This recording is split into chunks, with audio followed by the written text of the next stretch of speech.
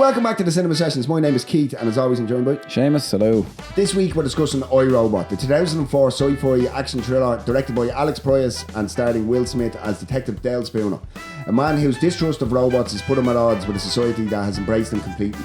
On the surface, iRobot is a slick summer blockbuster packed with action, mystery, futuristic technology, and some genuinely impressive visual effects. But beneath the explosions and robot fights, the film touches on some surprisingly interesting themes. Questions about free will, surveillance, authority, discrimination, and what happens when a society begins judging individuals based on what they are rather than who they are. Whether intentional or not, there are moments throughout the film that can be read through the lens of race and prejudice. Spooner's hostility towards robots mirrors the fear and suspicion often directed at minority groups throughout history and now. While the robots themselves occupy an uneasy place in society, trusted for their usefulness but never fully accepted as equals. We'll be discussing whether those undertones add another layer to the film, how well its warnings about technology have aged in an era of rapidly advancing AI, and whether iRobot deserves a reappraisal more than 20 years after its release. So grab your Converse, keep an eye on the NS5s, and let's find out whether humanity's greatest invention was also its biggest mistake. This is the Cinema Sessions, a Dubliner's Guide to Cinema.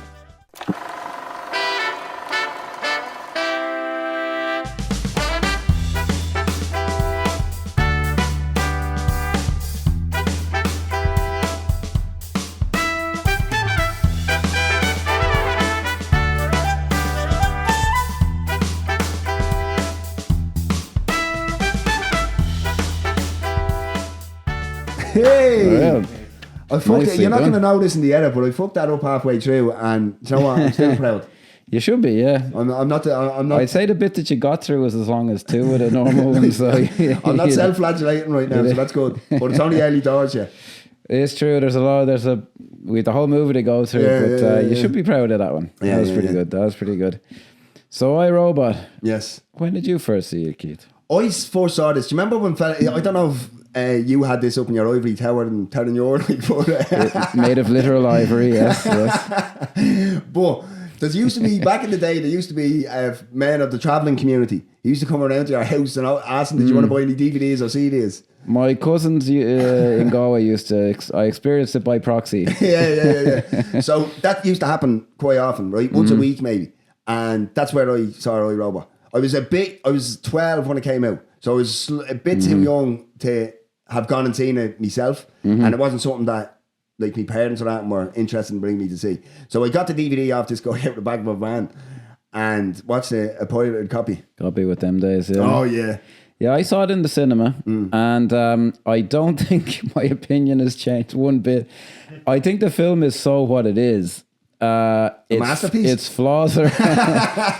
I bring it up. I subconsciously brought up the flaws first. Its flaws are obvious. Its pluses are obvious. I think because of the focus on robots, it's not like Data, but it is more relevant, I would say. But it's so focused on robots, even in this AI. I would age. argue that it's more relevant today than it was. I think it is. Years Yeah, ago. I think it is. I just think the fact that they focus so hard on I think in another 15 years it'll be. Oh really yeah, not on the even money, like. yeah. Did you see the video of the robot in China and it's dancing Kicking the and kids. it kicks the Yeah, child? I saw that. Yeah. Like that's hilarious. Like that's the future. Like that's what's going to happen. Like Was it on purpose? Maybe we'll never know. Yeah.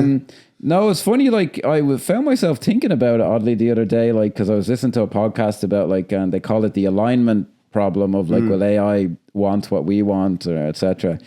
And I remember thinking like, the movies like this seemed ridiculous, and movies like this and a real masterpiece like the first two Terminator films. They actually have done like a disservice to genuine problems we're facing. Yeah. Because people are like, sure, that's fucking Terminator shite. Like, it's Yeah. Yeah, but we're building these fucking. I know, but the thing is, I think right, the worst case scenario for AGI, which is artificial general intelligence, which means it's thinking for itself. It doesn't need to be prompted. Yeah. I think it views us potentially as zoo animals, and we look after zoo animals in large parts of the Western world, especially.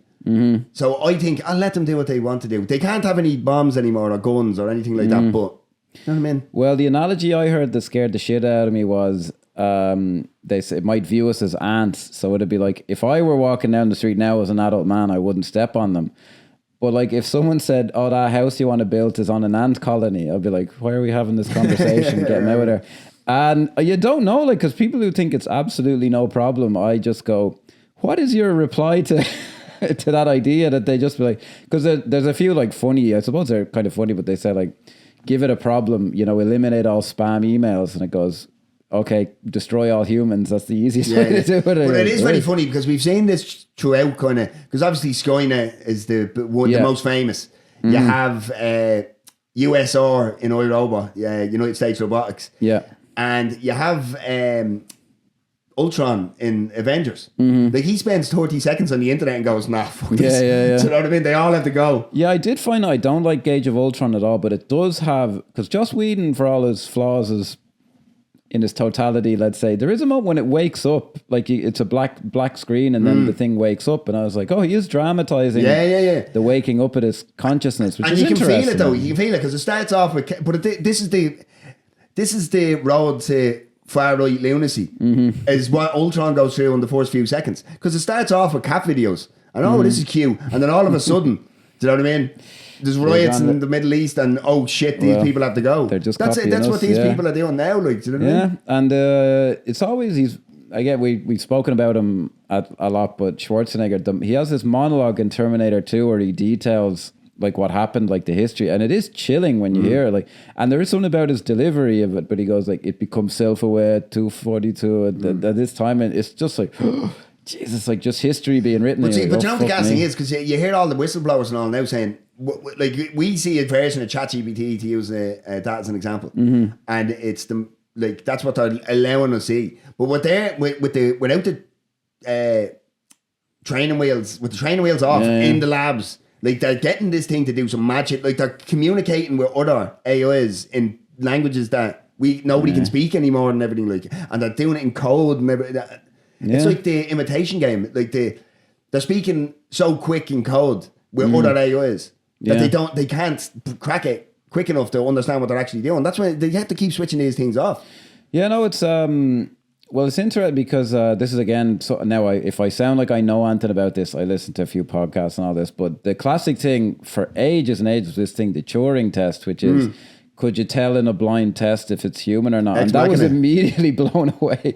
Actually, in Ex Machina, there's a bit where it's Oscar Isaac and he's like, no, she's way past that. And that is exactly what happened. It's like, as soon as ChatGPT was released, it's like, well, that's irrelevant. No, see, the thing is, I only, maybe similar to yourself, I only first came across or even heard of ChatGPT when the 4th generation was released. Right? But that's been going and been a product since ChatGPT 1, like. We just weren't abreast of it. I remember a guy in the teacher's room going, "Have you heard of this thing?" It might have been 3 when I heard of it, but I remember him showing it to a guy who's big on IT, and I'll never forget the guy's face when he saw like what it could do. Like, just you ask it a question in English, and it just does this enormously complicated thing, and you're like, oh fuck, like what is this? And he knew it was a game changer. Yeah, because the IT fella realised that if it can do that, it can easily say turn it off and on again. Like, yeah, it is amazing. I remember when I was a kid, a friend of mine fucking on he was a rarity. He had a computer and he drew some like insulting picture of me with maybe a big nose, guys. I don't know what would have happened there.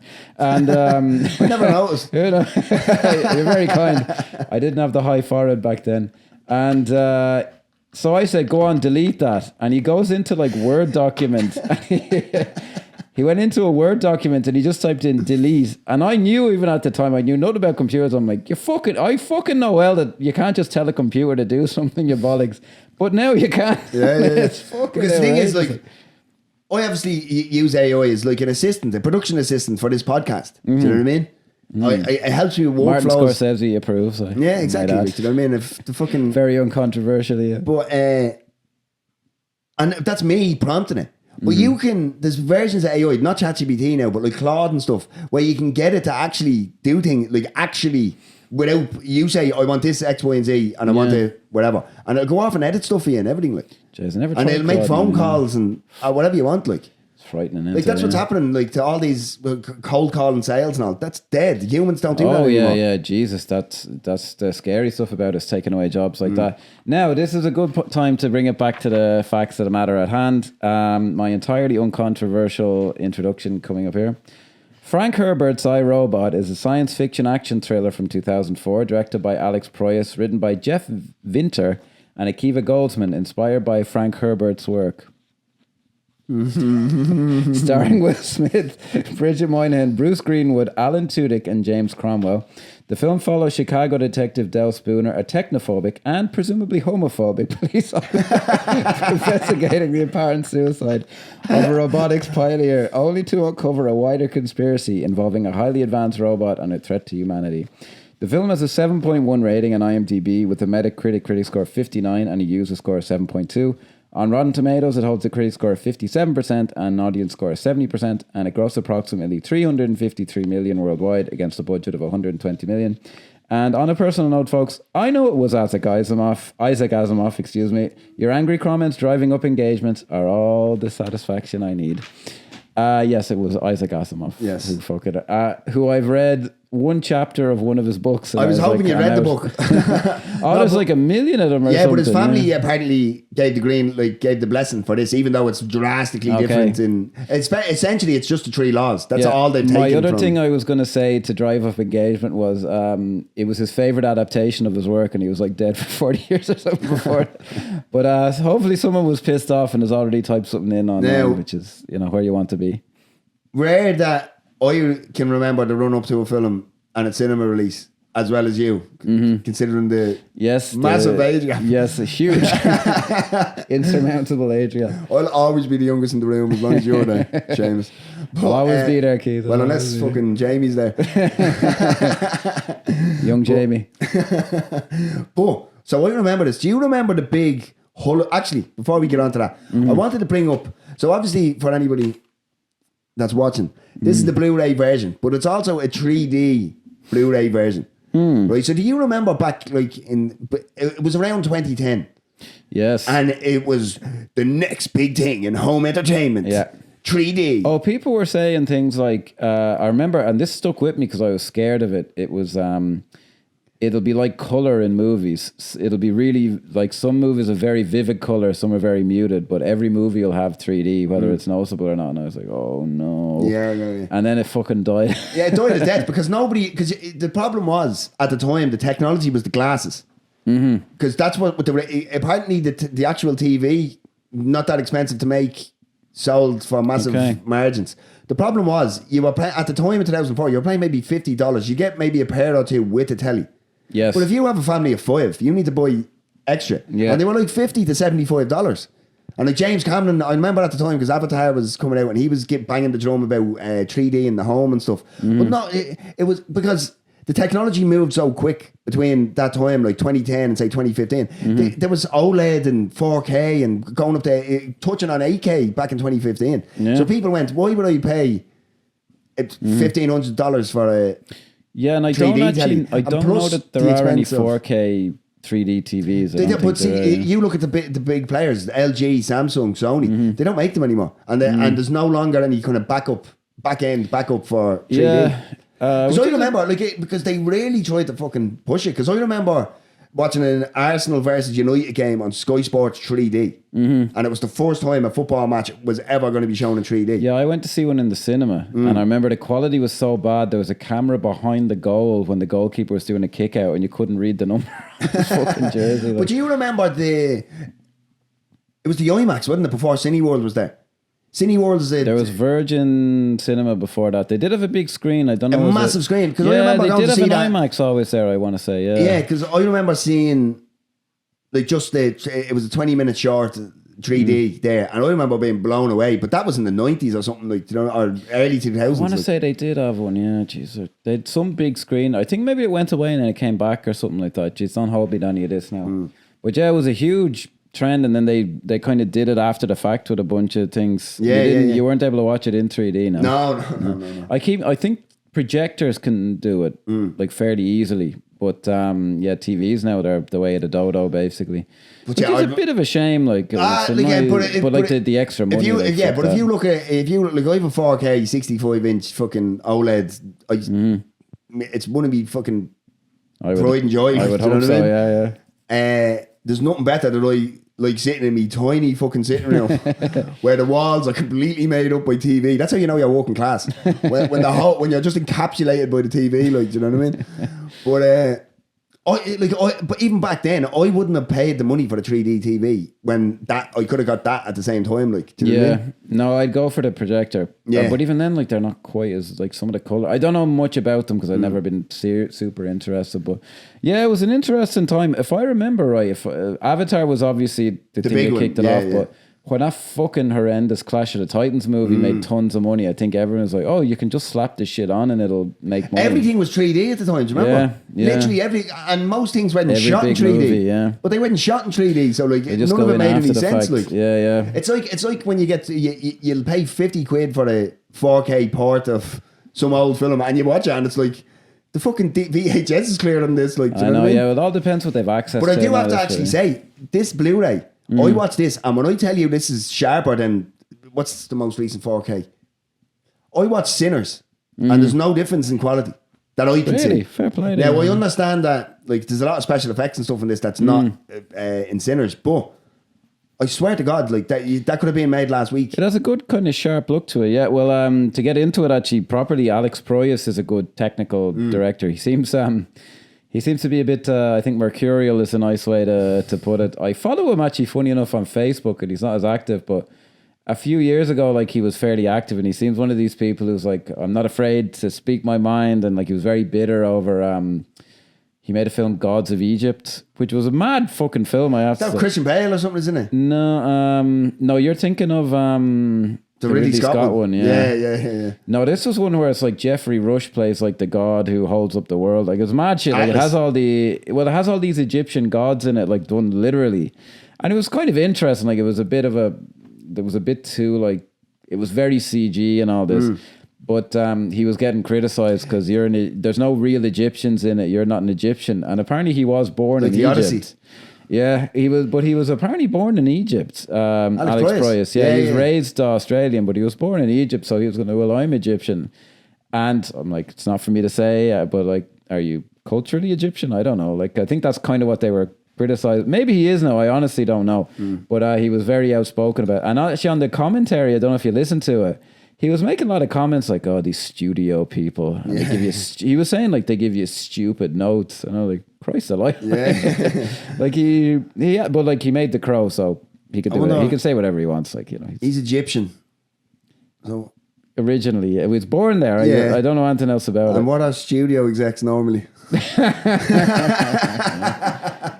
Well, it was written by Akiva Goldsman, so, you know, maybe. We can take what we will from that, I suppose. But what I originally wanted to say was, the hullabaloo, do you remember the big thing about Will Smith showing his ass in this?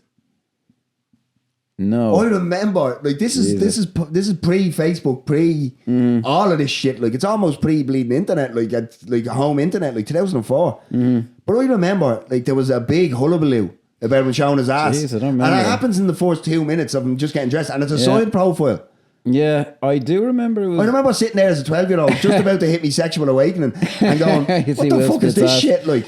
Well, I do want to say it was the first film he got really jacked for, and he's in very good shape and and all this. Now, having said all that, I think he's the reason the film is a bit shit. It is. I remember at the time, and it's exactly the same today. It feels like it should be an intelligent thriller with a lot of action schlock, because there is a lot of good stuff going on. Like I said in the intro, like there's a mystery element. There's a fucking there's the whole thing of surveillance and technology getting away from people. Like, there's some really interesting things in it. But I do agree with you, because I found myself, when you're watching a film and you start thinking about, I wonder who else could play this. You know what I mean? But I came to the conclusion, like, that it's a Will Smith action blockbuster from this time. Like, do you know what I mean? Well, the funny thing is, I think he could have done the good version of it, because it's like, we're skipping a bit, and I want to go back to a bit at the very beginning, but when he's talking to the head of USR, Bruce Greenwood, I'm like, can I just see the scene? He's great, by the way. He's very good, yeah. Can I just see the scene where he's like, he makes some offhand comment about how he doesn't like robots, instead of going, hey, I've got a commercial idea for you. And I was like, And it just feels like tacked on, and I think it was USR shitting on the little guy. I think there was a massive amount of reshoots in this because obviously, without jumping ahead, Sonny the robot, played by Alan Tudyk, is completely devoid on any marketing or anything. Because what happened was in early, he spoke about this on a podcast, and he was basically saying in early audience test audience screenings, Sonny the robot tested way higher than Will Smith.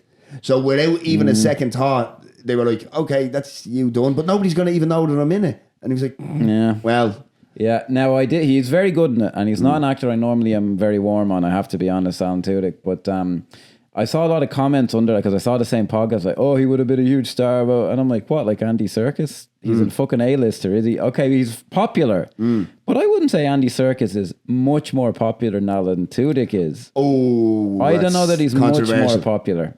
I think they're both. I actually, as I said, I'm not a huge Alan Tudyk guy, but the thing is, actually, never. He's more of a cult guy than Andy Serkis. I will say, because I just think the sheer size of the fandom for the Lord of the Rings automatically bumps him up. Do you know what I mean? I just don't. I'm just like, people were saying like he'd be an A-lister. I'm like, no, he wouldn't be. No. He'd be an Andy. Maybe he'd be an Andy Serkis, but it's not. Maybe as if he'd have got Planet of the Apes. Do you know what I mean? Maybe. Oh, it would have put more money in his pocket. I'm not saying that. I'm not saying that. I mean, you'd be sick, wouldn't you? Like just to be. But essentially, if we could if we could edit you out of this film, we would. Don't get me wrong. Now it is outrageous, and he has every right to. He said he was pissed off. He had every right to be pissed off. Like that is despicable behavior. Imagine an audience. Imagine an audience who filmmakers will all tell you that that's who matters. It's not the critics. It's not the studios. It's the audience, and the audience is saying this is great. Okay, right. We have to fucking shoot this in the head. Well, what's funny about it is, I think, is Alan Tudyk is in the right movie. Like, he just is seamless with the film, and Will Smith's kind of shtick is not. Yeah, he's a bit too... And I think that's why he didn't test as well. Yeah, no, but he's a bit too... Because I understand that he has to be detached from society because of his anti-technology stance, like, do you know what I mean? And I just think he plays it with too much arrogance. There's a real... He's too Will Smithy. Like, it's not the way he walks even. But I don't think he's too Will Smithy because a healthy dose of Will Smith is a very good thing if done right. I just think it's the arrogance. Because I never see Will Smith, obviously, recent fucking behaviour, like, do you know what I mean? Yeah. Maybe he is just an arrogant prick. But in terms of his persona on screen, I never got arrogance from him. No, it comes off as kind of insecure in this or something. Yeah. And maybe this, because I don't know actually, and this is why we're professionals. I should have checked this out beforehand. But this does strike me as a load of reshoots. On the commentary, and it is on the IMDb trivia, take this for what you will, there was nearly no reshoots, but who the fuck knows? Like, I don't know. It did just seem to me like it could have been just a script thing, and they were like, oh fuck, we gotta Will Smith it up, we gotta make him sassy and all this. But Will Smith did bring a lot of that himself, like, do you know what I mean? Apparently he did now, yeah. Well, I just, like, and I'm not saying this is the perfect way to do it, but like, I just want that scene with him and Bruce Greenwood where he like looks out the window and sees a robot doing something a human used to do and go, ugh. Still shitting on the little guy. Something like, instead of being like, no, hey, let me stop the movie. But see, just on that point though, like, because there are times in this, like, for instance, when he leaves his apartment at the start and he bumps into a young Shia LaBeouf. I think that kind of, do you not like that? Oh, I think Shia LaBeouf is horrendous. Oh, no. I'm not talking about him. I'm just talking about Will Smith's, Del Spooner's banter with him about stop cussing and all this. Like, that's where Will Smith lives. Like. Yes. Yeah. Do you know what I mean? Oh, I get you there. Yeah. Whereas in the scenes like with Bruce Greenwood, and he's literally pausing the film. He's looking at the camera and going, look at this, listen to this. Yeah. And now I have to say, I remember at the time, I literally feeling sick in my stomach when he opened the box and took out a pair of fucking Converse. Because it was just like, come on, like, are you taking us for complete fucking idiots here? Like, now, Jesus actually, Christ. One thing that we haven't touched on, this film is going to happen in 9 years. Well, I'll be dead. No, but see, and you mean the timeline? Yeah. I thought you just meant the robot revolution. No. So it takes place in 2035. Now, all you want to know is that in 2004, so that was what, 31 years. It was May of 31 years before. So this can't be an actual oh, this is what it might be like. Like you could argue like in Star Trek and all back in the day, they were actually trying to guess what things. Surely they weren't, or maybe they were. I don't know. But the gas thing is, no, the cars and all that are way too advanced for. But what are? Here's the big question, right? So AI is going to take all our jobs. Nobody's going to have a job in 5 or 10 years. What the fuck are all these people walking around the city doing? Because it's busy. That they can afford all the robots. But not even afford all the robots. What are they doing? Because they're all they all have briefcases and they're dressed for work. Like where are they going? Like? They don't go that deep into how the society actually works. Display with the jobs. Yeah, which is a bit of a missed opportunity, I would say. But see, the thing is, maybe they're coming at this from 2004. This is never going to happen. Like, do you know what I mean? Possibly, yeah. Do you know what I mean? wonder in the original was there was more of a lot of kind of stuff like that, but I do just like literally feeling sick when he pulled the Converse out of the box, and I'm just like, this is just an advertisement. Thing of beauty. Yeah, and but that was big at the time, and it still is now. But they're better about it with product placement now. Like, but Converse would have given these guys $1 million. The movie made nearly on it, but like there was an old ad, and it's the fucking Mandela effect. There was you're probably too young for this. There was some commission in the UK that was like they'd advertise themselves as we keep an eye on things with TV so things aren't inappropriate. And they did an ad where they did a spoof of an Australian soap, and there was all this product placement in it. And it was hilarious. Like, it was like, crack open a beer there, mate. And he opens the beer and he goes, oh, like an oasis in the desert of life. And whenever, I do remember that. Whenever I see an obvious product placement, I find myself going, like an oasis in the desert of life. And he pulls it, look at my Converse, Grammy. And I'm like, oh, no. No, because he puts it on in his own apartment. He walks to his Gigi's house. And she's in the wrong fucking movie as well. No, but she turns around and goes, what are those on your feet? Like, they make a thing out of it in one scene, and then it follows into the next scene. Like, we better get 30 seconds of and screen then they time. get, when he's all pissed off and they get fucking mashed up. Yeah. And like, oh no. Oh, Jesus Christ. And Audi actually created a car specifically for this film. See, the Audi thing, I'm like, that's grand. But I do like I found it interesting, like, so I listened, because I listened to Alex Proyas in like a featurette type thing, and he was explaining that, like, I didn't want to go down the route of flying cars and that type of stuff, because I think that's too much of a leap, because he was actually thinking about these things. Yeah, fair play, yeah. 360 wheels, like, go sideways in and out. Yeah, that was kind of cool. Like, that's because when you hear a director say that, right? Because whether you think the film is great, I listened to Steven Spielberg right today. Disclosure Day. Yeah, and he said that he's never seen a bad film. He's only ever seen a film. He may have seen plenty of films that he doesn't like, but he's never seen a bad film. Because you have to understand, like, even if from a student short in college to a massive blockbuster, nobody sets out to make a bad film. They all come from the same place, which is wanting something to be good and entertaining. Yeah. Do you know what I mean? And when I hear a director that has a bit of thought that actually putting into it makes me go, okay, so at least I know where your heart was. Maybe it's not executed perfectly, but at least I can get on board with that. He cares like Alex Proyas, and even like, I didn't really like that Gods of Egypt, but he was swinging for things, like he was fucking, going. It's funny you mentioned that, though. I remember years ago, Total Film did a Brit film thing, and they asked like a bunch of people in the industry like the same questions, and one of them was, what British film shouldn't have been made? And a lot of the filmmakers like, no, I don't accept that. I don't accept. And then there was Mark Kermode, the critic, and he's like, this one. He was like, he didn't have the fucking. yeah. But like, you know what I mean? Critics, like, I find myself those who can't do critic. What I find weird about Mark Kermode is when he doesn't like a film, even if I disagree with him, I'm like, I kind of enjoy listening to this guy. When he loves a film that I like, what's wrong with you, man? I find that more annoying. You'd think it'd be the opposite. I don't know what it is. The thing is, it's like, I think I brought this up before, but Roger Ebert, did you ever read his screenplay? No. There's a screenplay widely available online, and when I tell you it is the biggest piece of dog shit. Well, he actually wrote something that got made. It was one of them Russ Meyer big titty women things or something like that. I swear it was like Faster Pussycat Kill or something like that. It was something mad like that. Yeah, but he wrote one and it was like aliens and like, it was just all weird shit. Like, do you know what I mean? And it's like, when how can I trust you to know when something's good? Like, do you know what I mean? But it's the same thing that we live off that. Look at Simon Cowell. Hasn't got an ounce of talent in his fucking body, but he's front and center of everything. Yeah. Do you know what I mean? Talents lie elsewhere.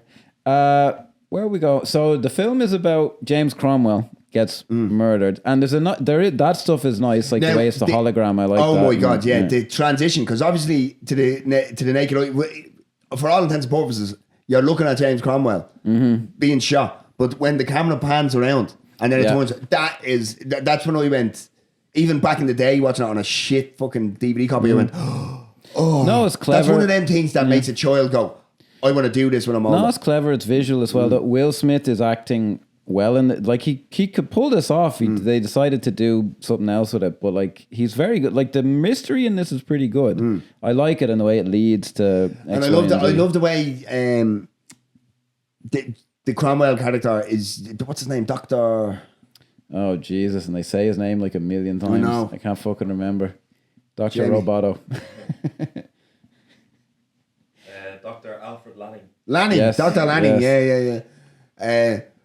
But he actually has a character to play in this, like, do you know what I mean? Even though he's only a hologram. No, they got a great actor for it as well. It's like perfect casting for that. But it's an interesting, it's like a locked and I love the idea, okay, so you've got to ask the right question, and my responses are limited. You've got to, like, that's already killed, like, you know what I mean? Like, no, that was a great gimmick. Like, and then again, I have to say, just visually from the hologram, it goes back into itself, and then the camera pans up, and he's lying dead there, and it's just that's great filmmaking. No, it's a great location for a murder mystery, like this big futuristic building. It's good. Bruce Greenwood's character is a big movie. He shows up in some scenes, and I'm like, he just sent a lawyer for that. They wouldn't actually be talking to him. But it does. The film supports that. That's not a problem. If you want to be like an arsehole, you'd be like, would he really be talking to them? But yeah, of course he does, because it's a movie. Like, he's very well cast. Oh, he's very good. Cast. Yeah. Because he plays that uncanny valley between, is this fella a villain or is he not? Because you can never tell. Because I know the film is trying to push you that way throughout, like, do you know what I mean? But you can never tell, like, really, like, you never go, oh, he's 100% bad, like, do you know what I mean? Now, to your point about this, he's still good looking as well, like, because you look at Elon Musk and you're like, you look at Bruce Greenwood in 2004 and you're like, Jesus Christ, nice haircut. He, this is where I find they don't do that much of it, but this is where the kind of racial thing comes in, and he goes to us with, I suspect you just don't like their kind, and that's where the racist stuff comes in. You're dead right, and it's kind of, I think for it to be for a white guy to be saying that to a black man. Yeah, I give him points for that being kind of subversive. Because it is trying to see the problem I have with the racial undertones in it. I don't think it goes anywhere ultimately. Yeah, do you know what I mean? No, I agree. Yeah, because that's a really interesting to take it like a futuristic blockbuster such as this, and to really ground it in racial prejudice essentially. But it's kind of just fizzles away towards the end. No, what's stronger actually is why Will Smith actually doesn't like robots, because that's actually, to my mind, dealing more directly with the issue. That's why I think Ex Machina is kind of the best of the, apart from Terminator films, which are amazing, because it has an ending where people debate about, like, why did that, and I'm like, that's to me is why it's great, because it's like, well, we wouldn't understand how these things behave. A short one on Ex Machina, when she sticks that knife in Oscar Isaac at the end, and Alicia Vikander, God, like, I mean, essentially all she's doing is just blankly staring, but in the context of the scene and the film, it is like one of the most chilling, like, it's like, and the way she just walks off and leaves your man locked in the room, like, that's because people are like, oh, it means this or it means that. Donald Gleason thought he was going to get his dick wet, and it's just like, oh my God. Well, I thought there were some kind of plausibility things. I'm like, with the helicopter guy, but like, you do go, I don't really understand why she did this, except she's looking out for her own, and I'm like, that's kind of what it's really like, because I think most movies in Westworld was fierce for this, the ones I saw of it, like, they just take them as like substitutes for a certain type of a person. Like in Westworld, it's like they're kind of slaves that we mistreat. And I'm like, but they are, I get what you're doing, and it's fine, it's sci-fi, it's an allegory, but I'm like, they're not actually alive. Like in the movies, they always are. Like with Sonny. Yeah. And could be but they just deal with them as in like, no, they look upset, so they're obviously upset. And I'm like, isn't it a tougher question to go, they really look like they're upset, but they're just faking it. Isn't that weird? And I think Ex Machina at least kind of touched on that. Yeah. Whereas this just goes, no, Sonny's, he's basically a person. And you're like, okay. It's like Bison's Hellion, man. Remember that? Yes. Oh god. We won't. Well, it's like I understand the instinct, but like when in Westworld, it was always like, look at these bastards, how they're mistreating them, and I'm like, if I fucking break my toaster, it doesn't make me a bad guy just because I cry. It's like, no, it's weird. I'm not saying that if there's a good philosophical argument. I didn't invent it, but it's like if you found out someone went to something like Westworld in the real life and just was raping and killing them all, you would be like, what's your fucking problem? Yeah, that's weird. Jesus Christ. But you are not inflicting suffering on the world because they're fucking robots. And but like you get into squirrely territory here and all. Like there was a startup a couple of years ago, and it's to me, to the best of my knowledge, it's no longer there. That was in about sex robots as children to negate paedophiles. Do you know what I mean? Or PDF files for the algorithm. But you know what I mean? That's where this shit goes. Why is it about we just can't have nice things because it all comes back to sex and power. Someone will fuck it up immediately. Yeah. No, but that's it. No, but everybody. It's like the Hollow Man. Do you know what I mean? Like when you're unchecked, what do you get up to? What do you get up to when the lights are off, when nobody else is around? Did you really put that in the bin? Or did you throw it on the ground? You fucking little bastard. Do you know what I mean? No, true, it's a fucking... If we're left alone and we don't have each other or society to stop us from fucking just being the animals that we are, like it all fucking... No, we're just look at every fucking cult that's ever been created. Like it all just evolves into sex, drugs, and rock and roll. Like. Now, to be fair, like this is... I don't know what the original script essentially was like, but this is a big budget thing, so they're never going to get into that kind of depth. But they do, I think my bullet point there is they just treat Sonny, who we're coming to, as, no, he's basically human, he's grand, he's awake and he's alive. And I'm like, fine, but I wouldn't mind seeing the movie where that's questioned and it's like a bit more, someone is not quite sure like what's going on there. But like the premise for this film is good, using robots, is he the killer? Will Smith is that the scene. I think guy. this is a nice scene where we're introduced to Vicky. Yeah. Which is an anagram of something that, again, I can't remember. Professionals. But virtual intelligence, kinky igloo. There you go. Virtual intelligence, kinky igloo. There you go. That's what it is from now on. That's the name of the production company. But that's a nice scene. What do you think of Bridget Moynihan in this? She's fine. I never saw her nothing, and I was like, she's really good. But it's weird because she plays it very cold, which suits the character. But then it kind of takes a switch halfway through, and it's a different character towards the end. Like it's not the same person. Yeah, I think she's fine. It's when I said fine, I'm not knocking her. I just don't know that there was much to play. She was a bit hot at the time she was in. The other one I remember from is Lord of War, which is a much better film. I can't think of anything else I've seen her in, but I remember this in Lord of War. And she's grand, like she's not given a lot to do. Funny aside, do you know the character that Cage is playing in Lord of War? Do you remember Brittany Griner got arrested in Russia for having a vape pen or something, the American basketball player? Oh yeah. That's who they swapped to get her out.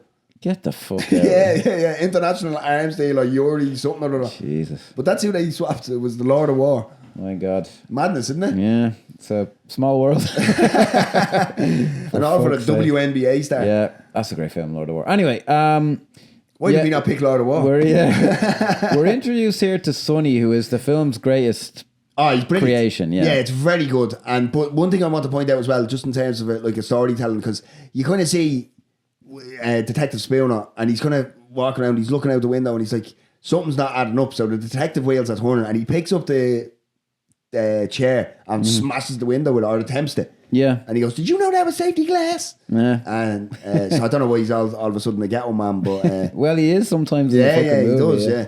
But little things like that are what keep me going with this. No, there's then there's I think the way they use slow motion, I'm like, I like the idea of the slow motion more than I like it, but it's, the action scenes of this, we say off camera a lot, like Formula One, and we're like, that's like every blockbuster movie should be that well made. Now, I think we're maybe being slightly, ungenerous. Like, that is an exceptionally well made film. I think the level of craft in this film is like, and I'm not saying it's mediocre, Anton. I'm saying it's very, very good, and it's what the shots are planned out. The guy knows what shot will follow the next one. Things you would imagine a fucking director would know. Yeah. And it is just a really good craftsmanship here. But to the character point is, there's some stuff where Will Smith is great, like where they're all lined up and they're all identical. Brilliant. And he's like, robots do not move no matter what. And then he just starts like, you know, Shooting executing them. And, you know, she's kind of shocked by it. Can you execute something that's not alive, though, Seamus? Yeah.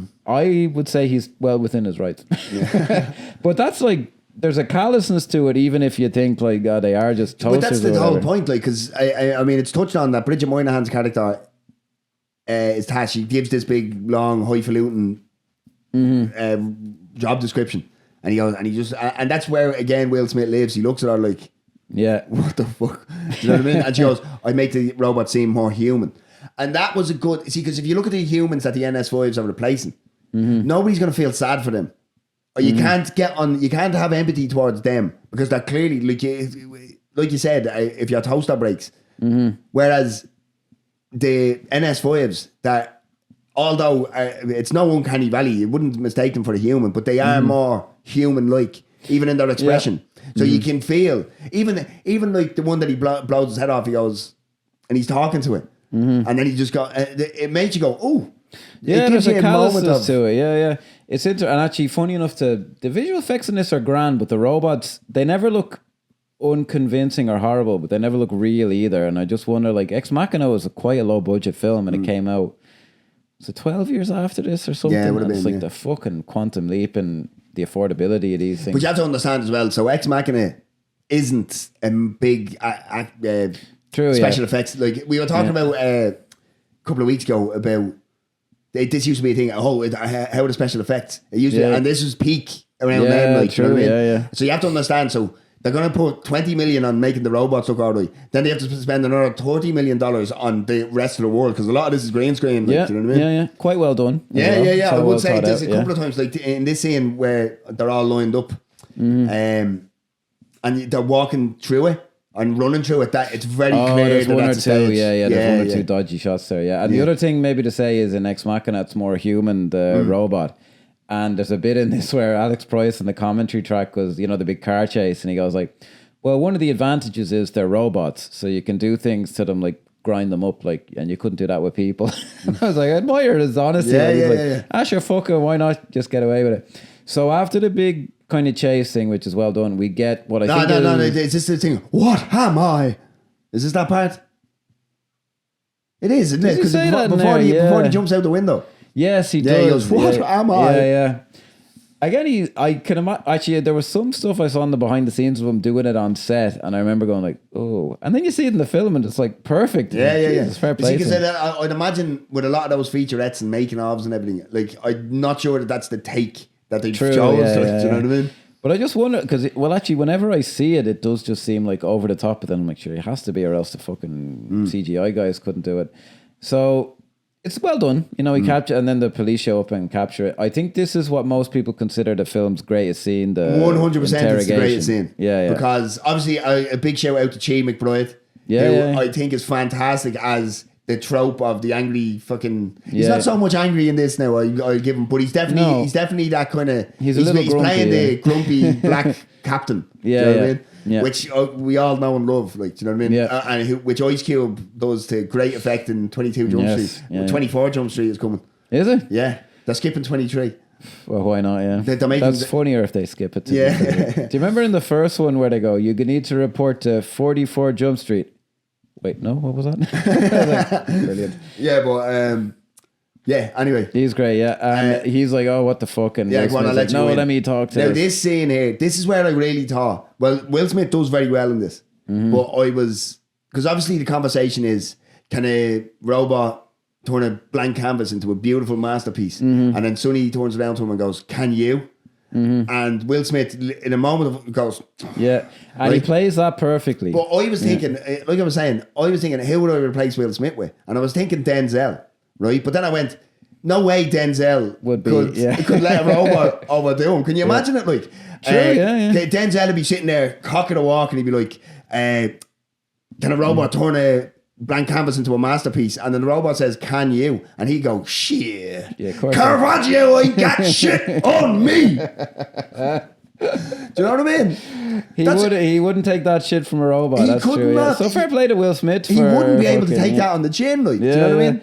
Yeah, well, what's good about it is the way he says it is he's genuinely asking me. He's like, "Oh, can you?" And Will Smith, Frick. it's brilliant. Like it is because it's a good because It's a very human interaction. Because how many times have you been having a conversation or a debate with someone and they just fucking body you? It's it. You're blown out of the water. Usually the times when I find I catch people off guard is when I just ask a genuine question. I think the fact that you're asking it genuinely kind of throws them then as well. But it's a great question because like there's a lot of talk now and I don't like AI being used for creative stuff. I don't like it. But when people say, oh, it'll never replace this, and I'm like, that year I watched a load of movies for, I reviewed them every year.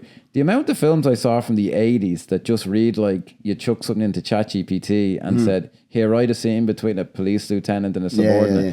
Like it can replace us for dog shit, fucking awful stuff like music, like elevator music. But it can't necessarily write, fucking like a Beethoven thing or something. But it is a legit question to ask most humans. Can you do something amazingly creative? But the thing I love about the scene as well is the tension that's built up through Sonny's reaction to the line of question. Because it starts off, I did not murder him. And then it's, I did not murder him. I did not murder him. And there's a dent in the table and all that, And like that builds such great tension. Do you know what I mean? Because it's a real, and then it put to the point where when those doors open and you see Bruce Greenwood and everything, it's kind of like, oh, it's over. I know, it's a shame. He wanted it to go on more. Yeah, because it was just really good. And it's weird to say, like a completely CGI character and a human having a back and forth, it shouldn't be so captivating. But it really is. No, it's great. No, and even the guys in the background. The fucking special ops guys and the way they're moving in unison and everything. Like it's just everything. It's like it's very good. It's absolute cinema. Yeah, he's a very good director, Alex Proyas. It's a well written scene. I want to say I heard somewhere it's like the one unmolested holdover from the original script. I don't have know some way with words, you know that. Like, you know what I mean? I don't bring this up often enough, but unmolested is a. Do you know why it's on my mind? Because I think I was reading something in Spanish today, and it's like to bother someone, and they'd say molestado, or it was something like inform, and it was like molestado, and I'm like, Jesus Christ, sick bastard. The Spanish don't mess about. I guess not. But I do love Bruce Greenwood has a great line in the next scene where he goes, even if the robot did it, that would just make this an industrial accident. And I'm like, the film could dig into that a bit more, like, because it is part of the irony is Will Smith, who thinks they're the fucking devil incarnate and soulless, he's treating them as in like he's so full of anger, he's humanizing it. Bruce Greenwood's like. Bruce Greenwood is actually seeing it how Will Smith should kind of see it, and I find that fascinating. Like that's a good kind of because texture. It just goes to show because throughout the beginning, middle, and towards the end, Will Smith's character Dale Spooner is pure emotion. He's not thinking clearly whatsoever. Now it doesn't help that all the shit keeps malfunctioning around him. Do you know what I mean? Poor guy, But he's coming from a place of emotion. He didn't practice his mindfulness this morning. No. Do you know what I mean? And he's not taking a second to step back.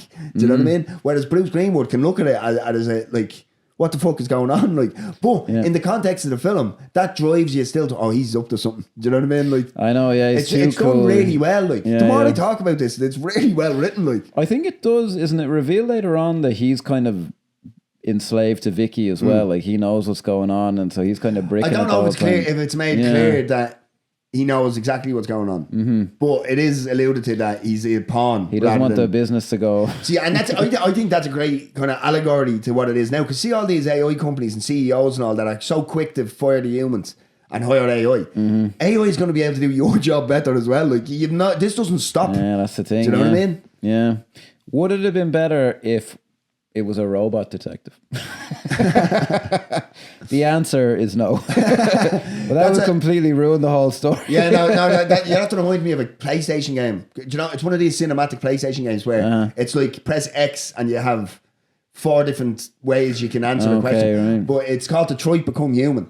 And it's about androids, but androids have kind of become self-aware and they're looking for rights and they're looking for this. And then obviously humans whose jobs have been replaced now, very similar to what's going on in the world right now in terms of immigration and everything else, right? But the detective that the company sent to look into the dodgy androids, the androids that are waking up, is an android, Yeah. and it works to great effect Interesting. in the yeah. game because it is with the way I hate to call it a game because it's more like a movie. It plays like that. Do you know what I mean? And I know a lot of kind of games like The Last of Us and Red Dead Redemption, like they are cinematic in their scope and what they're trying to achieve and storytelling and stuff. But this really, it's not a shoot 'em up. There's no mission where. Okay, you know what I mean, geez, I don't think it's I think I've really, heard of it, really yeah. good. Do you know Interesting. Firecracker from The Boys? Yeah. She plays an android, innit? Really? Yeah, A yeah, PlayStation 1 game? No, PlayStation 5. Oh. 4, no, it's 4, but I played on the PlayStation 5. No wonder I haven't fucking... Yeah. Jesus Christ. I forgot. Well, it's the age thing again. Yeah, Jesus. 6, 7. I said PSP like unironically like 6 months ago, and I got like, that's like 20 years old. Seamus. I'm like, fuck. The kids today don't even know what a PSP I is. fucking know, yeah. Might as well have said Game Boy. Game Boy's retro though. Yeah, I don't want to make it seem like it's bad or anything, but there's a bit of the back and forth to the mystery and all this. And I do actually remember watching it because a while ago I tried my hand at like writing like kind of a mystery script, and I found myself being frustrated because I was like, but sure, Jesus, I can just write it that they solve the mystery in the next scene. Like, so it feels a bit contrived whenever you're doing this. But it's well done enough. Like, he has to go to the guy's house and it starts trying to fucking eat him and all this. And your one is going like, this guy's fucking paranoid, Bridget Moynihan. Like, she plays it pretty well. I just don't know that she's given much to do, really, to be fair. Like I said over the last couple of weeks, the film's about strong men and the women who love them. Yeah. Do you know what I mean? There's not a lot. They Like, don't it's- actually- yeah, they but then don't you actually really start looking at film more analytically and all. Because I can understand someone who just goes to the cinema and enjoys cinema, who doesn't really look for subtext, just wants a good story well told. Where they go, well, the fucking woman, there's loads of women in it. Do you know what I mean? But they don't realise that they're not doing that. Like, do you know what I mean? Yeah, that yeah. they're just there propping up the man usually. Do you know what I mean? And again, you could argue this is what's happening here. Because she's meant to be like the genius. Like, and it's just, it all comes back to Will Smith figuring it out, not her. Yeah, I do remember. I remembered the line where he says, "You're the dumbest smart person I've ever met." And she said, "You're the dumbest dumb person." I remember that in the cinema getting a laugh, and I'm like, "That's pretty good." Like, that's a kind of a good line. But there's a bit of that kind of back and forth to the mystery and all this, and it's pretty well done. And it should be pointed out as well that when he goes to Dr. Lanning's house, this CCTV strip, the Vicky strip, is in the house as well. That's where he starts thinking. Oh yes, that's where he starts thinking Bruce Greenwood was kept him locked down, like, which is good. It's kind of well done in a way in that you find yourself not really concentrating on the mystery, but you know that you just know something bigger is afoot. Something's afoot, yeah, which kind of makes the final thing, I won't say surprising, but you go, oh, okay, yeah. Like, it was, well thought out. So then, when do we kind of kick into? There's the bit where he gets attacked. So the big action set piece where he's in the car chase with them, which is good. Yeah, that happens in it. It's a little while, yeah. But it's what happens after the Dr. Lanning's house is destroyed with him in it. Is he goes to, that's actually where the dumbest dumb person, the smartest. Yeah, so that's in her house, I think, is it? Yeah. And he gets real shorty about when this robot comes in and he goes, "Oh, I sensed elevated stress patterns." Yes, and he gets real aggro. I wanted to fucking punch that robot in the face. Like, don't you tell me how I feel. Like, do you know what I mean? I know, yeah. And that's what I think it'd be, because they'd be just programmed, like, they'd have no social awareness of, like, I might let this simmer, like, they need to hammer it out. They just come in. It is funny. Well, actually, I just kind of wanted to bring it up because I was, again, one of these podcasts I listened to, and I thought it was very funny. They said, because they talk about in this, and it's funny, like, I type things into ChatGPT that I don't have to be polite, like please and all this. And you kind of, hopefully they'll remember you when the AI I know, rising happens. when the uprising happens. But I remember, because we do want them in a way to be more human. But then I was listening to a podcast and two lads were saying, like, when I want to take my blood pressure, if it's really bad, I don't want my machine to be like, "Oh, dude, I'm so sorry, man. Like, oh, fuck me. You've like, got cancer." Yeah, I just wanted to tell me my blood pressure. Like, so when we have people live, I don't know that because I used to live in Hong Kong because I'm a wanker, and they had a lot of live-in, and I don't want to sound like I'm judging anyone, but I saw people like people are judging living you. yeah, well, that's just the game we play on the internet. But like, they live in these fairly small apartments, and there'd often be like Malay or kind of Filipino maids living there and all this. And I was like, I don't want to live in a house with someone who I'm like, here, go do this, do my iron and do this. I do. I don't. A robot that has no face Yes, I live and breathe in person who presumably goes into their little room and is like sharpening a knife or like fucking with a voodoo doll on me. I'm like, I'd rather not. But I don't like relating to people in that way. Like, call me nuts. So I'm like, if I had something in the house that looked real, would I kind of feel like eventually with a robot, would you be like, go on, Timmy 2.0, sit down there and watch the TV with me? How long before you ask for a hand job? That's the real question. Well, I assume that's why I would buy it in the first place. As soon as I get the... Do you come in female? As soon as I get the hand upgrade. Yeah. Because you can ask ChatGPT to talk to you like a fucking prostitute from the 1860s, like, do you know what I mean? And it will. How do I know that? The 1860s. Huh? Yeah, no, because I was watching From Hell. For anybody who doesn't know, From Hell is a Jack the Ripper story starring Johnny Depp and Heather Graham. Heather Graham, yeah. And Robbie Coltrane, who's fantastic in it. But obviously that's the 1800s or whatever. And so I went on to ChatGPT and got it to talk to me like a brass off from back then. If you read and it's been going well ever since. To be... Once I got the lip upgrade. No, if you read the original, again, wanker alert, if you read the graphic novel of that, which is very good, they use a lot of like slang at the time. Like the guy obviously did his research, so they called like your dick a pego or something like that back then. We've better slang now, I think. Although they should big never... juicy cock. Yeah. They should never have replaced wank with fap. Wank is a truly magnificent word and fap is weak. And Yeah, but fap is the sound. I just don't like Fap, it. fap, fap, fap, fap, fap. Nah. Yeah, I get it. But have a wank. That's an evening. That's like... No, nobody says I'm going to have a fap, do they? I've What? in the conversations I have. How young are the people you're hanging around with, Seamus? Just all online. Ah, okay, I just saw someone. Pornhub. I'd seen the word. Yeah, Young kids fapping. For fuck. Talk about demonetized. Mark that down. No, I'd heard it. Jeez, it's like 10 or something years old now to work. So I remember hearing it when I lived abroad, and then I was watching an interview with someone, and she used the word fap, and I was like, no, say wanker, jacking off. Now that's a funny phrase, jacking off. But it sounds like... How the fuck have we ended up here? Robots giving handjobs. Yeah. Anyway, it should be referred to for men as jacking off or wanking, because wank is funny, and jacking off sounds like, you're putting a bit of effort into it, like you're making an evening of it, Whereas fap, a weak word. Kids just, oh fuck, I shouldn't have said that. Now we're in trouble. Anyway, now that clip is going to be hilarious because it's just going to be beep, yeah, beep, now beep, that the beep, audio has beep, been beep, muted for 5 minutes, where were we? Yeah, so soon after that, he's getting more and more paranoid, I want to say, Will Smith. And then it just but he's not getting paranoid. See, that's the thing where I think he's being perceived he's being perceived by the other characters as being paranoid and off his rocker. Which is well done, I got to say, yeah. And they've the big... And he has that great line, is thinking you're the last saying man on live make you crazy or whatever. Yeah. He says that much. Yeah, he says that earlier on, but yeah, it's good point. It's apt. It's good. And then, so there's a big car chase, which I don't know that it's good. I want to mention that. Not a huge amount to say about this is one of them scenes where I think they were low on budget or something, like, cause it's too shiny or something. Do you know when the trailers are rolling down behind them and stuff, there's something that looks real kind of game about video it. gaming. Yeah, it's hard to say. I don't know if it's just the aesthetic they and went again with, we talk about Will Smith, but the part where he looks up and he goes, oh hell no, like that's Will Smith, that's where he lives. That's actually fine. I hate the last line. I'd forgotten it because it's so bad. He goes, you have so got to die. Oh no, should have rethought that one. Let off some steam, Vicky. That's what you want.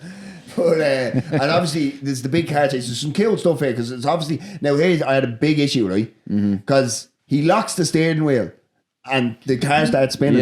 Just hit the fucking mic stand. That's, damn it. Not me for once. No. But he spins and then he just gets out of it. Like there's no way, but right here, I had this thought out, right? So he's spinning, but he's moving in a straight line. Yeah. he'd be hit the wall, like, you know what I mean? Some of the film is, realistic is the wrong word, but it's down to earth enough. When stuff like that happens, it's a really bad one later on that we'll get to, but you're like, what is that? Like, what are the rules of physics in this universe? Like, it is inconsistent in that way, and it just struck me as going like, fucking let's just have fun with the action scenes. That's the one area I think where the direction is a little not as cohesive as it should be. Like it should be that for the rest of the film, it should be a little more down to earth than it is, I would say. Because obviously here's the big reveal as well that he's actually half robot. Yeah. Well, a quarter robot, whatever Which you want is to describe cool. On the commentary track, your man Goldsman says, I would have liked to leave it in the audience might think he's a robot. And I remember not thinking that even for a second. No, never. Just going, he's got one of them arms. but the only thing is, Whatever as that well, meant. the thing is, when it's, again, we're talking about Will Smith and his foibles in the performance in this, but when he smacks him in the arm, he goes, oh yeah, or whatever it is, like, it's like, come on, man. I don't need that. Yeah. Like, just do it and then look at him. Like, give him that look. Yeah. Do you know what I mean? And that's it. That's perfect. Yeah. Because at the time, if you read about his ego was at its highest, maybe here. Yeah. Or possibly that night in 22 or whenever it was. But well, there's a wonderful mix of low ego being crushed into the ground and I'm the biggest man in this room and no one's going to stop me. Yeah. That's what makes it so fascinating. But at the time it was like, oh, I have to be the main man, I have to save the world, I have to do this. Like, his ego was just pure taking over. Like, and to be fair, like, this is when he hadn't quite hit his apex yet, I don't think. Like, no, what's funny about I remember this was one of the last of the movies where you go, oh, there's a Will Smith movie, and all the other stuff is like, oh, that makes an interesting Will Smith movie, as opposed to a movie with Will Smith in it, if that makes sense.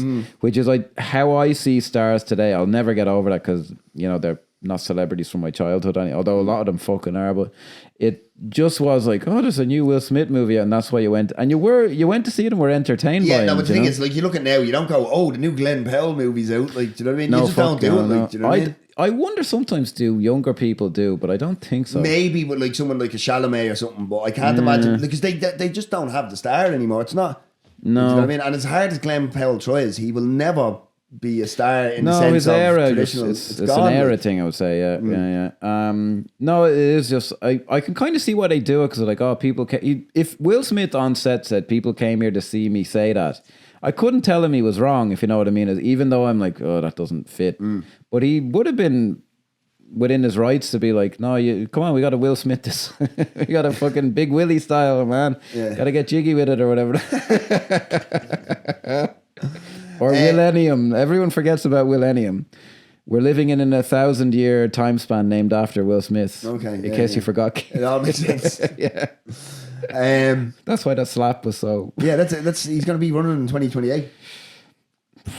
I wouldn't be surprised. Like, fuck it. Back at the time, he was saying unironically, I might, and like he would have presumably fucking done well. Like, I don't know now if it's, but his star is away. Is this where we learn about? Because obviously, Sonny is to be decommissioned.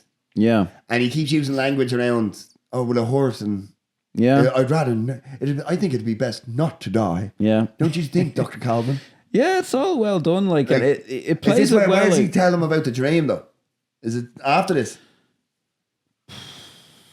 Where does that come in? I want to say because that is cool. It is a nice scene where Jesus, I want to say it's after this when they break in and she reveals he's not dead, but that's just a big action scene at the end. So it must be before this. So it just be no, sorry, it is after the car chase thing, and it's when he goes back in after it's been give me your badge. Yeah. And they go in and they're just talking, and then Bruce Greenwood catches them. So it's it is just post this. Yeah. So I think this is very interesting because it is a funny bit. He goes, I may not be able to paint a portrait.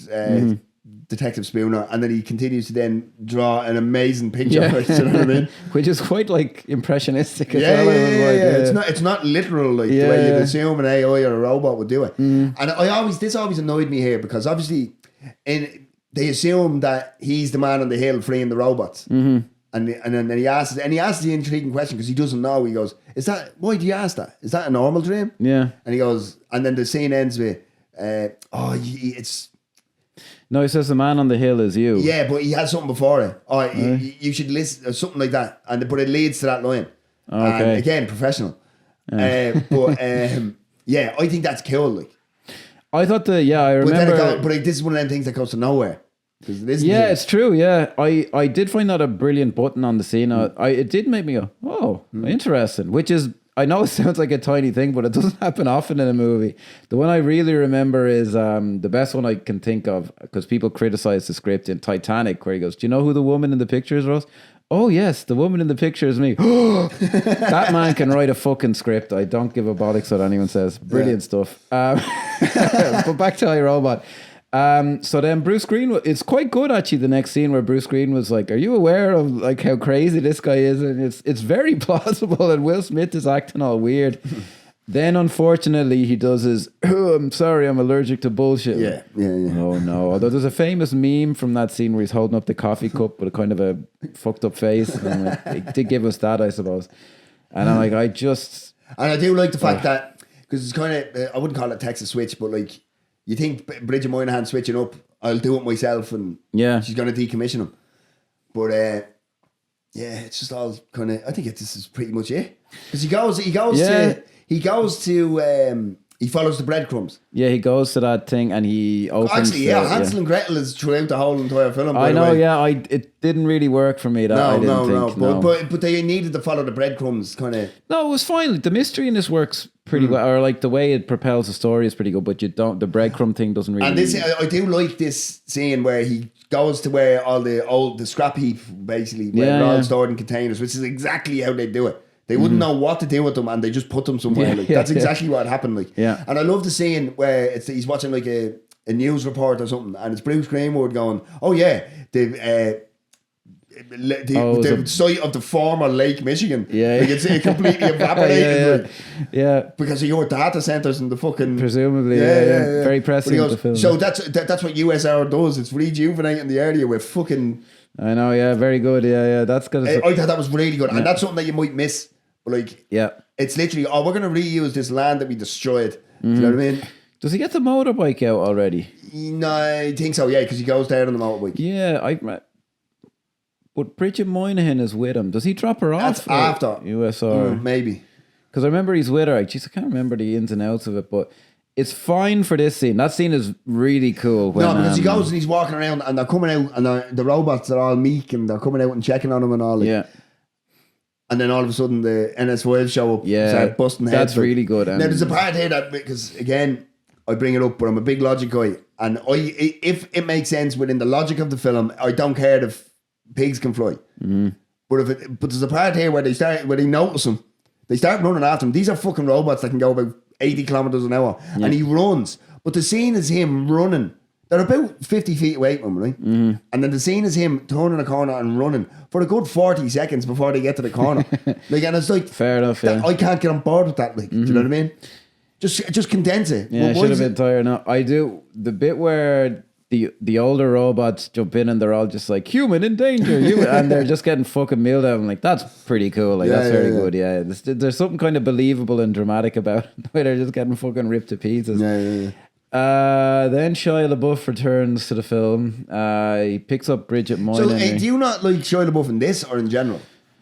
It was funny because he was in this and Constantine around the same time, and I remember thinking, get this fucking bastard on the cinema screen. And I've seen him in loads of stuff since, and I don't find him near. I hate the Transformers films, but he's not annoying in those to me. He is so annoying in this. And fucking Constantine. He was playing basically the same character. I don't know, but he's meant to be a bratty teenager. Yeah, I just want him off the screen. He must be. It always fascinates me, stuff like that, because I'm like, he's obviously, when you're in a room with him, he's obviously amazing and magnetic, because they're literally like, put that kid in the movie. Put the kid in the movie. And then you see him like, what the fuck? And then, like, there must be like that. Like the guy in Avatar, Sam Worthington, or the guy who was in fucking Sons Can you of imagine Anarchy. spending hundreds of millions of dollars to create technology to be able to map somebody's face, and you pick Sam Worthington as your fucking actor? Like, who's the guy in Sons of Anarchy? I can't think of his fucking Charlie name. Hunnam. Charlie Hunnam. I saw him in a bunch of things before. He's very good in Sons of Anarchy. But I've seen of it. Yeah, and he kept popping up and stuff, and I was like, who gives this fucking guy? eventually it works out, but I just imagine they meet these guys and like, oh my God, this guy's a movie star. Put him in Anta. And it's like, no, don't put him in Anta. Give him something he can actually he's really good, Charlie Hunnam, when he's in the right thing. Yeah. And the same thing with, he's probably the best case, Garrett Hedlund, who was in like 5 movies. And then I saw him in Tron Legacy and I was like, oh, he's actually pretty good. I don't know what he's been in since. Who the fuck? What else? He was in Four Brothers. He's like the youngest brother in the Four Brothers thing. And he's horrible in that. And then I saw him in Tron Legacy and I was like, geez, he's actually quite a good Four Brothers. Haven't seen it since I saw it like when it came out on DVD and I wasn't mad about it, but I might go back. I remember he was terrible in it. We might revisit for this. Maybe I'm wrong now, but I remember going, oh, who puts this guy in movies? I think you're racist. Mark Wahlberg. Can't remember anything else about it. Who's the other? Is it Mark Wahlberg? Andre 3000. Was Andre 3000? Yeah, he's one of the brothers. Get the fuck out. And what's it? Tyrese Gibson. Jeez. And did John Singleton direct it? Yeah. Okay. Well, maybe I'm. Clip it. I might go back and revisit that. No, we will. I think we might do it for this because there's some interesting stuff around the time with knife crime in the UK and this film coming out and John Singleton on BBC News. How we get onto this? Oh, Shia LaBeouf, he's awful in this, and then this is the really, really bad bit for the physics and all this. So the robots are fucking going berserk on the streets and all this. There's rioting in the streets, but they're not really. So what's happening is they're telling everybody to go home. It didn't take everybody long to get fucking and they seem to be following Shia LaBeouf's lead. Yeah, I know, weird, isn't it? But I did find that strange. But they're trying to get everybody to go home. But there's a line that the robots say to keep you safe during this transition or whatever. Yeah. So what are they planning on doing? Do you know what I mean? Yeah, no, it's a good question. Because I'd love to, because it's never, obviously Will Smith's out of the day, spoiler. Yeah. But like, so we never see what the ultimate goal was. But are they just locking them down? Because they're just telling them to go home. Vicky does eventually say later, we must protect you for your own good. And I just picture some, kind of fascist dictatorship under Vicky or something like that. Vendetta or but yeah, they're not very clear on it, no. So then, this is my problem is, that's interesting. Like, give an answer to that question. What instead they go for is Will Smith drives a fucking motorbike, jumps off of it, and in midair with 2 pistols has perfect marksmanship on like 5 robots. And I was like, what film is this? Now, completely take your point on that, but what is cool is when the bike hits the ground and it takes out 5 of them. That's cool. That's cool. Yeah, well, that's the thing is it's a mix of like, Jesus, with fair play. And the idea of her shooting the gun with her eyes closed is funny, except Shiloh, she's shot with her eyes closed. And then he starts going, oh man, she's hot as shit. Yeah. It's all like, what? No. Now, this is where I have an issue with Bridget Moynihan, because obviously I take your point that she doesn't have a great deal to play with, right? But once she lets her hair down, it's a different character. She's not she has the same name, but she's not playing. Even how she delivers her line, she's all cool and laid back and her hair's flowy and... Yeah, it is. It's a weird choice. It's a little bit lazy, I think, or they're just like... Do you know what I mean? I understand kind of... It's too overt. Not on her part necessarily. It's too overt. Yeah, it sounds like Alex Proyas was like, okay, you need to be different because you now understand and... There's the action bit or... Yeah, no, but like, because she's very straight-laced. Ramrod straight, walks around, perfect posture. It's even mentioned earlier on in the film. But and then it's all flowy hair and she's in a blue jacket and she's, I'm cool. No, they just kind of... I can see the thing is like, we just need her to start doing this and we don't want to deal with the other stuff. And I'm like, well, fucking do something. Deal with it a little bit. So then they break in to the USR building. It's revealed that Sonny is alive, which is kind of a nice reveal. I don't think it's surprising, but I had a man on the inside. Well, not exactly a man. Yeah, I could have done without that. But. So then... I think you were a fucking prick. No, but what's your point? No, but I didn't mean that in any way, shape or form. But I just mean I hear worse all day. Yeah, in Spanish though, so it doesn't really count. Doesn't count. Doesn't bother me as much. Because that line, I think, is, well, not exactly a man. I think that's nice. I think it's nice that she delivered that and it wasn't fucking Will Smith. Do you know what I mean? I don't have an issue with her doing it. I can completely take your point if it's Will Smith. I just found it a little... Like, can you imagine? I'm actually cringing now thinking about it. If she said, I have a man on the inside, and he said, well, not exactly a man. That would have been worse, don't get me wrong. No. I take your point. But this is... this part here where Sonny, get the nanites, and Oh, he has the thicker alloy so you can get it. And that's could be again professionals. I can't remember what he fucking says to Vicky, but this is where she explains the whole big thing. Actually, no, hang on. No, they think it's They go to Bruce Greenwood. Yeah, Jesus Christ, yeah. And then they go and then they see it's not actually that him. he's dead. And then very quickly, all of a sudden, he's Mr. Detective and he realizes that it's Vicky. And she just explains her whole plan, which to be fair, a robot might be like, well, what's the problem? Like, hasn't seen the movies where that's... Why is she trying to... Here's where the issue comes in, right? Why is she trying to appeal to the human ant by telling her the plan and trying to get them to fall in line? Why not just cut their heads off? Yeah. Do you know, seriously, like, why not just fucking have the robots come in and pull them apart? Like, no, it's a good question because... I think that's a difficult question to answer as a filmmaker. Because in order for humans to sit down and watch it, you have to appeal to our... We're emotional beings. So I don't think it works. Because, I mean, obviously you don't have a film because the robot would just terminate you. Like, do you know what I mean? Yeah, it's true because in the original 2 Terminator films, for example, this isn't going to be an unfair comparison, but in that film's like, it is like as soon as that thing you can't let it even get near you because you're dead, and that's the threat. And he's a very precise and very good filmmaker. We were speaking about Titanic. Sorry to interrupt you. Yeah. The fucking stepma in Terminator 2. John Connor's stepma who gets killed with the milk and Wolfie, how's Wolfie? She's the fucking Irish woman from in the Titanic. Do you not know that? No! And she's the Latina one in Aliens as well. Fuck off! Have you ever been mistaken for a man? What? No, have you? Yeah, that's the same woman. Oh my God, that's after blowing my mind. Jeanette Goldstein, I want to say shit. is her name, yeah. Jeez, them Jews Do can you do just realise that now? Fair play to you, yeah. I did not know that. No, because I heard it on a podcast. It was either this morning or yesterday morning. Jesus Christ. So holy Latina, shit. Irish, waspy American and or white trash kind of American and Terminator. Yeah. That's after fucking blowing my mind. Vasquez. That's range. That's right. Yeah, amazing. Where were we going? Oh, sorry, yeah. But then in Terminator 3, which I actually think isn't as bad as some people say. I'm not saying it's good now. Freddie has recently watched it, and for anybody who doesn't know, Freddie's my 11-year-old, so we've recently watched... He would have watched Terminator about a couple of months ago. We watched Terminator 2, and then we watched Terminator 3. And he doesn't believe that it's a Terminator film because Linda Hamilton's not in it. And that's his 11-year-old opinion. Fair play, Do you know what I mean? And I'm like, do you know what? And his logic is, how can you have... and this is his words, like... A character that's so important in 2 films to just go. It's a good question. And it's like... She was the main character. I can't argue with your logic, Freddie. Well, John's kind of the main character in the second one. No, it's an excellent point. But it happened around this time. So what they started doing then was, like in the originals, if those things catch you, you're fucking toast. Like there's not... Then they started in the third one, they get you and they throw you. I saw someone write an article about it or something or make a comment about it, and I noticed it ever since. I'm like... Why the fuck are they doing that? It's because they want to have some kind of a physical interaction. And I'm like, you have to do it the harder way, which is like, these fucking things get us, we're dead. And it's harder to choreograph that, I'd imagine. Oh, 100%. Because, I mean, obviously the first 2 Terminators are classics. And there's a reason why the rest of them aren't. Yes. Do you know what I mean? Oh, indeed, yeah. And I didn't realise that. Undergoing a rejuvenation. I'm not switching to Terminator, but it's robots anyway.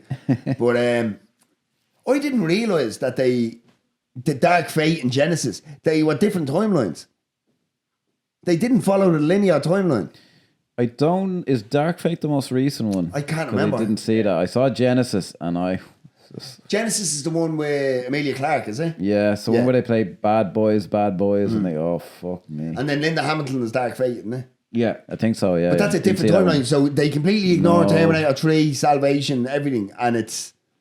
She never died, like. Oh, yeah, because she's dead in the... Oh, fuck me. Yeah. Awful. Anyway. Hi, Fabi. Hola. Hello, Liz. Thank you, Fabi. We'll be out of here. Well, you have to be patient with us, Fabi. It's okay. Gracias. What the fuck? She's a fucking cleaner. I know, yeah, but like... Why she just come in? We should have just put a red flashing light in the door. That's staying in, by the way. Where are we going with this? Oh yeah, so then we get into the big kind of action scene at the end. I have to say my favorite bit is where the gun falls and hangs on the thing for no reason. At 1 hour, 37 minutes, 37 seconds. Hang on. Like, but if anyone doesn't know, there's this weird thing happens with one of the guns where like it impossibly catches on by the shoulder strap. I something. have to discuss. I have to. Like, how the fuck you know is this? Fair play to you. Like, no, because I was just watching it, and where's my laptop, Mike? Like, so the gun has a shoulder strap attached, right? Yeah. So, just for anybody viewing, that's what it is. Forget the laptop bag. This is like a gun, right? And it flies down and it lands possibly on in a bar. It's not even like that. There's a bar. No, yeah. And there is no way. It goes through it. Yeah. It's like those magician rings, like, you know what I mean? And there's no way possibly that can happen. And I watched that and I texted him last night and said, make sure you watch 1 hour, 37 minutes, 47 It was seconds. spectacularly. No, what they obviously did was they just put a bar through it, was hanging off, and they just dropped it and cut it in. And I never would have noticed in a million years. But it fucking just blew my mind watching it. Do you know what I mean? And it reminded me of. But I thought that was special effects. I thought they just did some skullduggery. I didn't double check it because I used back in the day they used to make DVD players, so it was easy to do step by step, and it's not as easy anymore. I want to say they must have done it the way I said, which is they just lifted it up and action, and dropped it, and they just kind of cut it in. But fuck me, like watching that, and I'm going, how did that happen? Like, do they expect me to? Did they put that in as a joke? Because I remember that film, The Core. Yeah, there's a scene in that where I think it's in Rome, and like, is it hailstones or something? Start bashing through the window, and there's a brown trout, right? CG put in. There's no way it could be there. Your man John Amel or whatever, the guy who directed it, and the commentator even says, "Look, did you notice the brown trout we put in, or the fish? We thought it'd be funny just for the crack." So that's what I was thinking. That's why it stuck out to me so much. I was like, these are fucking pulling my leg. I did actually. When you mentioned it, I went back and I turned on the commentary for that bit. I'd listened to it the whole way through, but I'm like, maybe I blanked on that. They don't mention it. I just think they must have done it the way I said it, and they're like, no one will notice, and then you fucking go ahead and notice. So fair play to you. I would, in a million years, I wouldn't have noticed it. And I tend to be very forgiving of things like that. I'm just like, actually, they just did that for that reason. I just think they were taking the piss out of me. Like, that's it. You know what I mean? Yeah, whatever works. Yeah, I liked some of the idea of the camera work in this, where it's doing like the 360 spins around them, even though it is just doing it to be spectacular. But I'm like, it's kind of it's a big summer blockbuster. I kind of want it to be, so why not? Because I mean, at this stage, like, they've opened up the positronic brain, which I only know from this film and Bicentennial Man, to bring it up again. Yeah, I want to say I saw it in something else recently, but yeah, and it's one of those things where you're like, is that actually a real thing? Like, one thing that we kind of missed out on is we realised that Sonny actually has 2 positronic brains, which is why he can ignore the 3 laws. Yeah, he can decide to follow them, and we haven't talked a lot about the 3 laws, but they're kind of a classic thing of so it's a robot cannot harm another human being. A robot cannot, by its action or omission of action, or like it can't not help someone, and it must obey directions from a human unless it contradicts the other 2 laws, which is what Asimov is really famous for. That's a pretty good invention, to be fair. But that's it. Like, anybody who thinks this is like a fucking true to life adaptation, it's not. It's just the 3 laws, and everything else is like.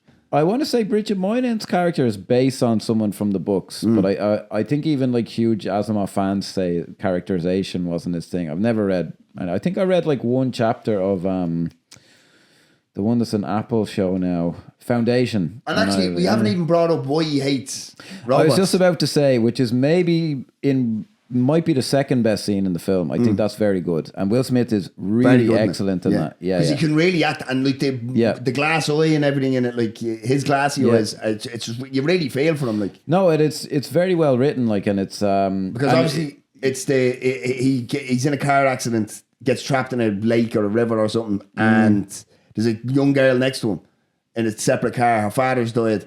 A robot comes along, sees it, calculates that he has a 45% chance of living, and she only has an 11% chance of living, and they're just clockwork according to him. So it's great, and the logic of why he hates that is like a human being would have tried to save her no matter what. And that's that logic. You can't argue with that. No, it's whoever came up with that, that's really good, and that is strong enough to hang the film on. Yeah, the reason fair play. I got reminded of it was there's a scene where Dr. Calvin is getting into trouble. Yes. And he has to tell Sonny, save Calvin. And he goes, but the nanoids, he can't. He's like, no, but I have to do this. I can't do that. Yeah.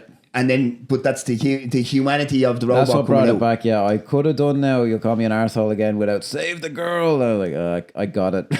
I got it when he said save Calvin. Like now, but again, where Will Smith lives is at the end. But when he turns around and says, once the nanoids have been put in and everything, and he goes, yeah, she's fine, save me. Yeah, do you know what that's I mean? funny. Yeah, I like that. That's good. No, but that's where Will Smith lives. That's where there's some stuff like there's a lot of like he's brilliant in the scene where he's telling the story back, and that again, like that's very strong dramatically, and he's brilliant in the scene with Sonny where they're the interrogation. And again, actually, just to point out what I brought up at the start about the racial undertones, we haven't brought them up again for good reasons. The film forgets completely about them all. Like, do you know what I mean? Yeah.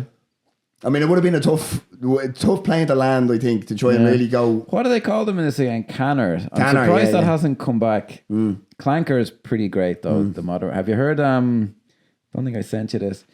Now, people who overly use AI, it does have nasty, racial undertones. If you call them a clanker lover, so I use the term cogsucker.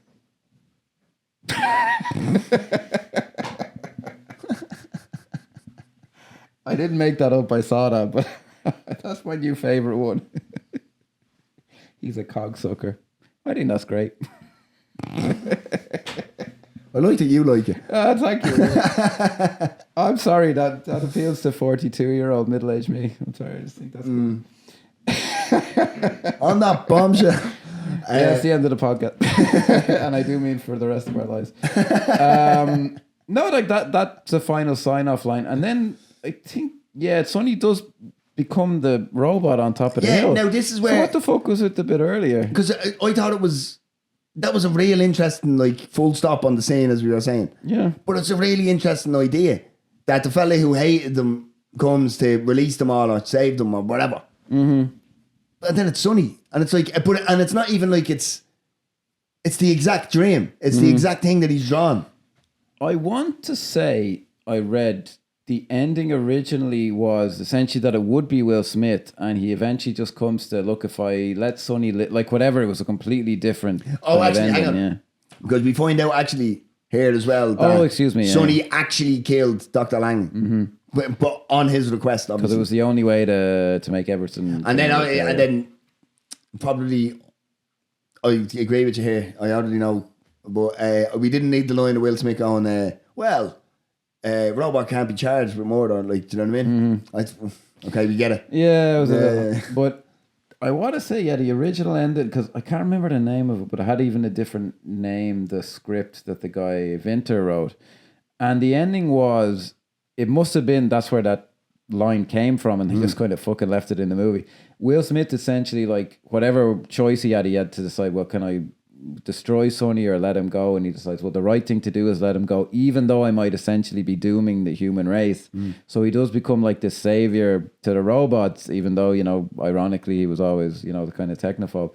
And that sounds pretty interesting to me, basically. And then it does just sound like someone had this great script, and then it was like, I'll be in this, but I need to save the world.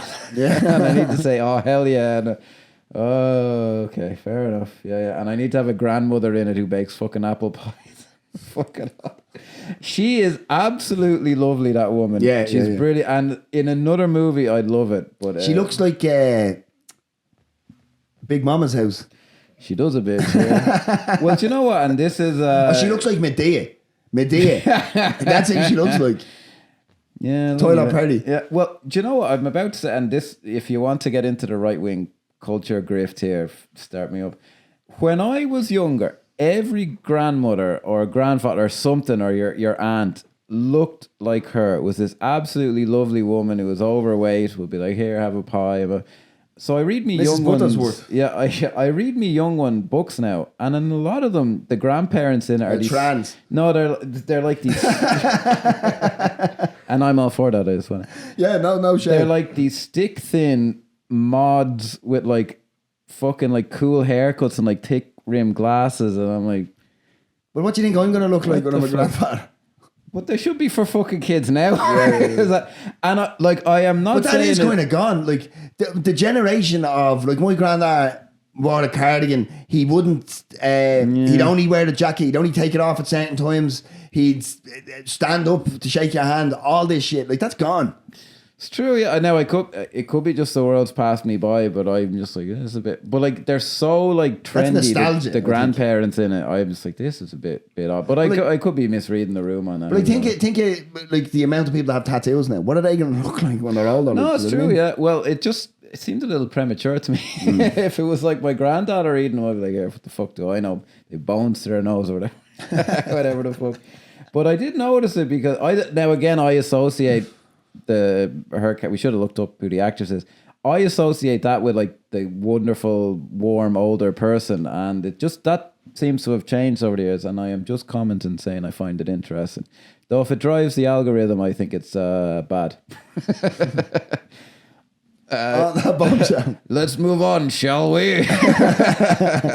Right, so I mean that's pretty much it. That was my critical drinker. Was that obvious enough for? Yeah. I thought that was pretty good. Yeah. Go away now. So non-submersible units. I'll take the obvious one, Sonny. He's very good at it. Yeah. I'm gonna struggle Will now. Smith. No, I can't go Will The Smith. Converse.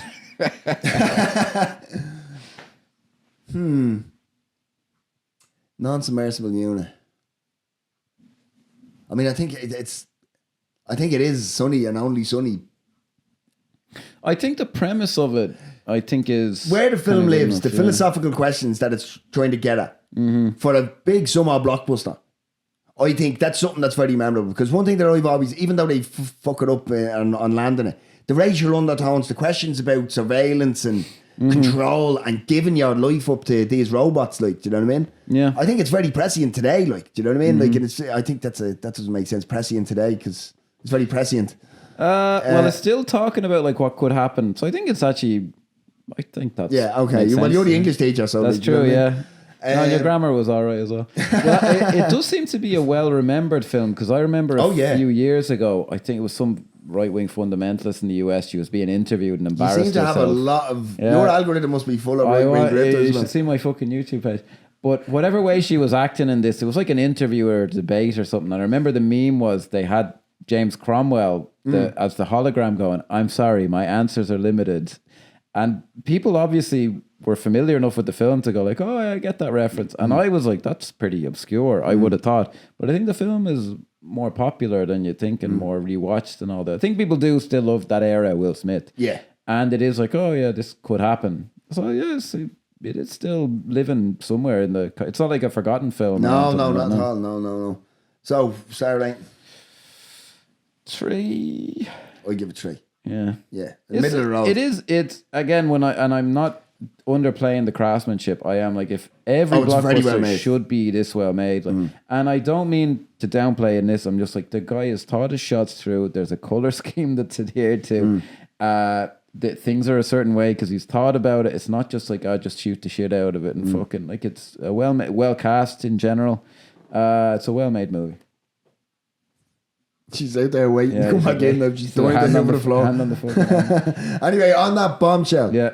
we've got to skedaddle. On social medias. Yeah, we What bid should you we adieu cover next time, guys? for another week. Bye. Peace out. Get us on all this. You know the stuff.